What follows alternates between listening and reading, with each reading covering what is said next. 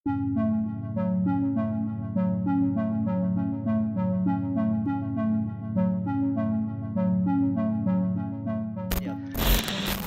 tengok Menteri Pendidikan Indonesia, seorang Chinese, Stella Christie, BMA, MA, PhD, sarjana dari Harvard University, PhD dari Northwestern University, Profesor Universitas Ting Suang, Beijing, Tiongkok.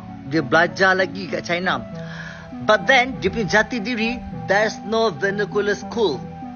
Semua cakap bahasa Indonesia. Jati diri yang sangat tegas. Setelah kagum dengan Wakil Menteri Pendidikan Tinggi Indonesia Stella Christie, orang Malaysia ini kena serang netizen Malaysia. Mereka tak terima dengan pernyataan tersebut dan suruh ganti KTP Indo saja. Meski demikian, banyak juga yang mendukung pandangannya. Tiba suatu tukar sana. Kita bangga sebab kita tengok kita envy ni.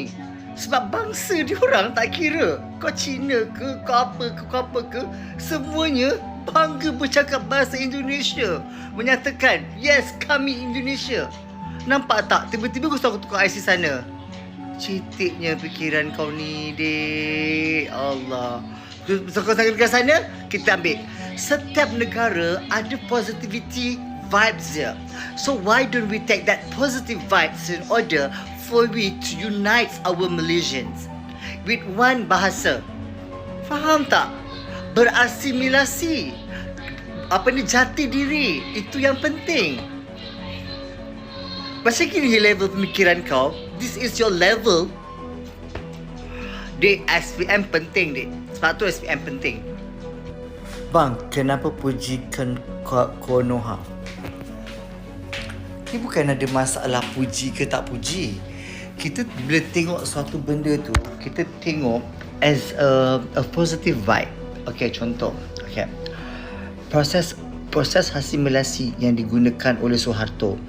Zaman dulu Soekarno ke Soeharto ke kan, Soekarno rasanya berjaya menyatukan rakyat Indonesia, di mana you want to stay here, assimilation with our tradition.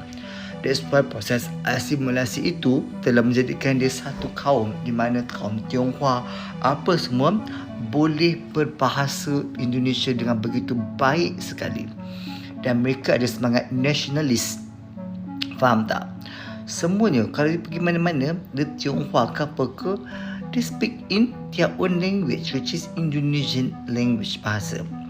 Tetapi kita sampai sekarang masih lagi bertelagah dalam menentukan nak bahasa mana, penyatuan bangsa, nak ada bangsa apa, dan kita tak ada semangat nasionalis.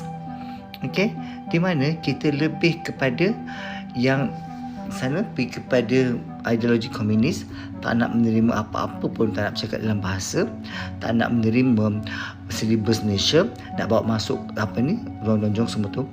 Kita masih di tahap itu lagi. Itu yang saya puji berkenaan dengan sistem asimilasi. Itu je. Faham tak? Memanglah kalau pergi tengok segi gaji guru tu, itu diorang punya pasal.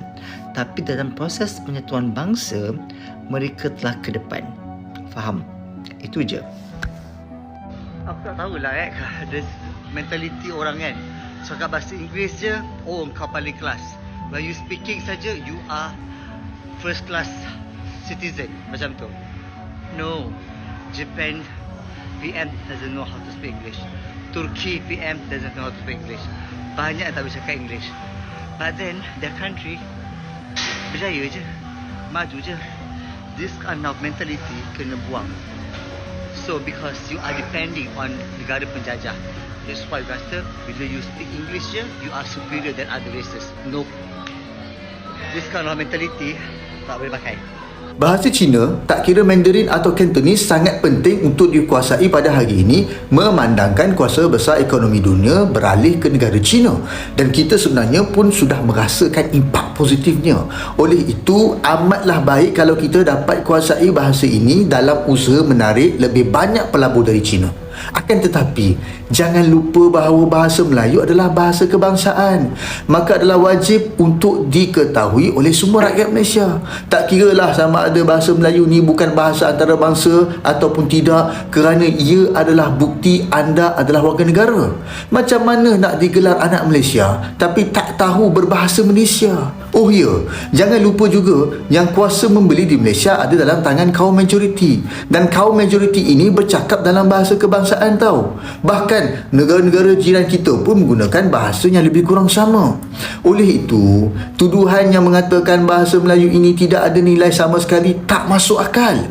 Jangan jadikan bahasa Melayu hanya sekadar pada nama produk perniagaan demi mengaut keuntungan, tetapi membenci penggunaan bahasa tersebut dalam kehidupan seharian.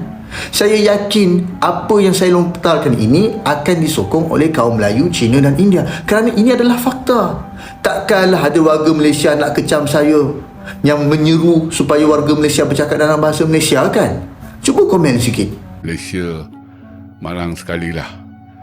Bahasa Melayu adalah satu-satunya bahasa negara yang tidak diketahui sepenuhnya oleh warga negaranya sendiri. Jadi saya kira cukup malang lah. Jadi kita dari satu segi kan, kita gagal dalam proses pembentukan negara bangsa. Maknanya untuk melahirkan, menghasilkan manusia Malaysia tu kan. Dari aspek kebahasaan ini. Kenapa kita tak boleh jadi macam Indonesia yang semua orang berbahasa Indonesia kan? Kenapa kita tak boleh jadi macam tu, Prof?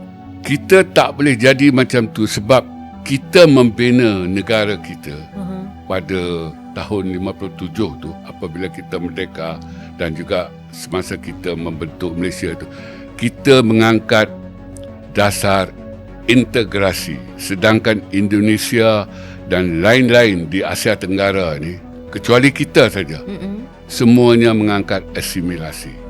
Jadi dasarnya tak sama. Kalau asimilasi, maknanya mereka yang bukan asal, sebagai contoh orang Cina, tidak dibenarkan untuk terus hidup sebagai bukan asal. Kita dapat lihat di Indonesia kan, orang-orang Cina di sana, Cina tu kasar, jadi mereka ganti dengan istilah Tionghoa. Orang-orang Tionghoa di Indonesia memang fasih berbahasa Indonesia sebab dasar negaranya begitu, asimilasi. Iaitu dan mereka juga atas kehendak perundangan perlu menukar nama. Dan kita tahu ada seorang Governor Jakarta yang nama Cinanya Achong Ahok. Nama nasional Indonesia dia Basuki Cahayapurnama. Walaupun itu bunyinya sastra, tapi Basuki itu nama Melayu kan, nama Nusantara lah.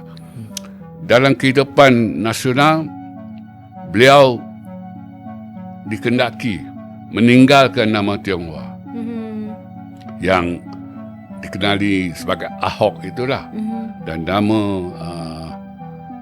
nama nasionalnya ialah Basuki Cahayapurnama. Dan orang Indonesia tidak membenarkan keluarga Tionghoa dan komuniti Tionghoa itu berbahasa Cina sesama mereka.